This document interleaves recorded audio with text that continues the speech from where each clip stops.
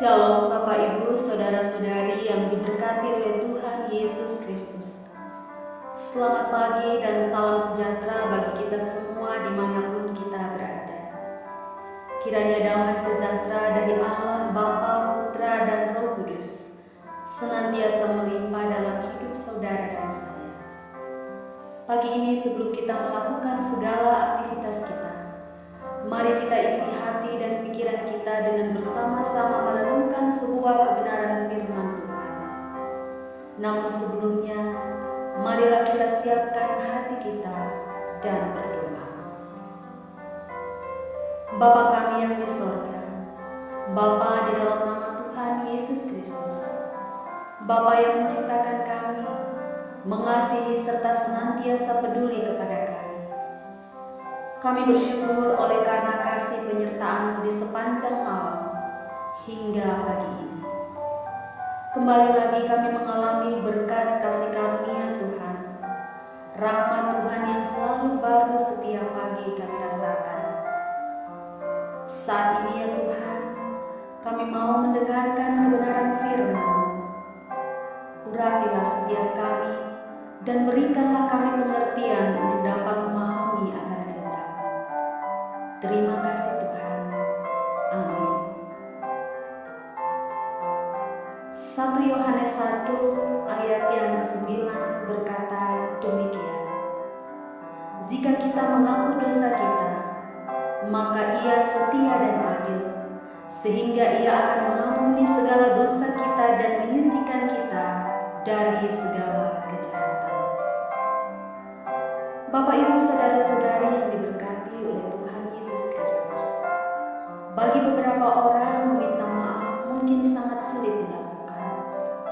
Alasannya beragam, mulai dari takut ditolak atau tidak dimaafkan, tidak mau kelihatan lemah, tidak mau kehilangan harga diri, tidak mau kelihatan salah, atau karena sengaja cari gara-gara. Meminta maaf erat hubungannya dengan kerendahan hati. Seseorang yang sulit meminta maaf atau selalu merasa benar, biasanya adalah orang yang sombong atau sulit merendahkan hati. Firman Tuhan dalam 1 Yohanes 1 ayat yang ke-5b berkata, Allah adalah terang, dan di dalam Dia sama sekali tidak ada kegelapan.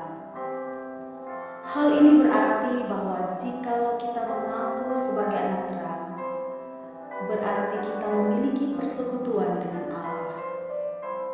Jadi kalau kita tidak mau meminta maaf, padahal kita bersalah atau melakukan suatu dosa, kita sebetulnya tidak melakukan kebenaran dan hidup dalam kegelapan. Orang yang hidup dalam terang tidak akan menutup-nutupi kesalahan dan dosanya. Ia dengan rendah hati mengakui meminta maaf dan siap menanggung konsekuensinya. Mengaku dosa tidak akan merendahkan diri kita, justru menunjukkan bahwa kita mau hidup dalam kebenaran. Salah satu bentuk pengakuan dosa adalah mudah meminta maaf, bukannya menggunakan berbagai alasan untuk membenarkan diri. Firman Tuhan pagi ini berkata bahwa Dia adalah Tuhan yang setia dan adil. Di saat kita mengaku dosa, maka Dia juga akan mengampuni segala dosa kita dan menyucikan kita dari segala kejahatan. Karena itu, jikalau saat ini kita sulit mengakui kesalahan dan dosa, atau mengakuinya dengan menyalahkan kondisi atau orang lain sebagai penyebabnya, marilah belajar merendahkan hati. Kita adalah seorang pendusta jika kita berkata tidak pernah berbuat dosa sehingga tidak mau meminta maaf. Oleh karena itu, Bapak Ibu saudara-saudari yang terkasih, marilah kita bersama-sama berusaha menjadi pribadi yang rendah hati, yang mudah mengakui dosa dan kesalahan. karena salah satu bukti kita hidup dalam kebenaran dan rendah hati adalah mudah meminta maaf. Amin. Mari kita berdoa. Bapa di dalam sorga, Bapa di dalam nama Tuhan Yesus Kristus, kami mengucap syukur untuk firman-Mu pagi ini yang mengajarkan kepada kami untuk selalu hidup dalam kebenaran dan rendah hati, yaitu dengan cara mudah meminta maaf dan mengaku dosa jikalau kami bersalah. Karena itu, tolong kami Bapa, agar kami dimampukan menjadi anak-anak Tuhan yang senantiasa setia dan taat kepada perintah-Mu, serta menjadi pelaku firman. Ya Bapa, di sepanjang hari ini kami mohon tuntunan-Mu, supaya semua yang kami kerjakan hari ini senantiasa memuliakan nama-Mu Tuhan.